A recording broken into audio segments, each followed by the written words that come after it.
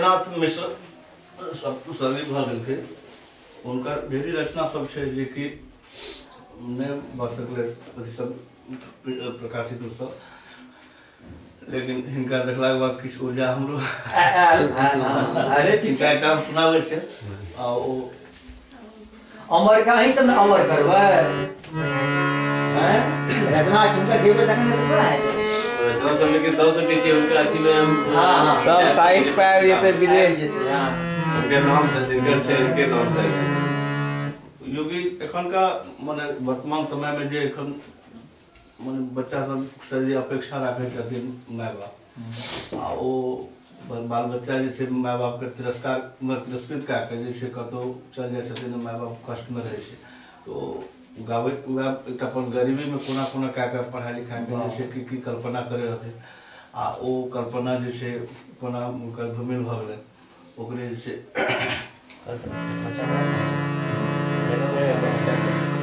माँ के व्याख्या। ककर भरोस करब दुनिया में, ककर भरोस करब दुनिया में, बेटा भेल वीरान आसरा एक तुम्हें भगवान, आसरा एक तुम्हें भगवान। ककर भरोस करब दुनिया में, ककर भरोस करब दुनिया में, बेटा भेल वीरान आसरा एक तुम्हें भगवान, आसरा एक तुम्हें भगवान।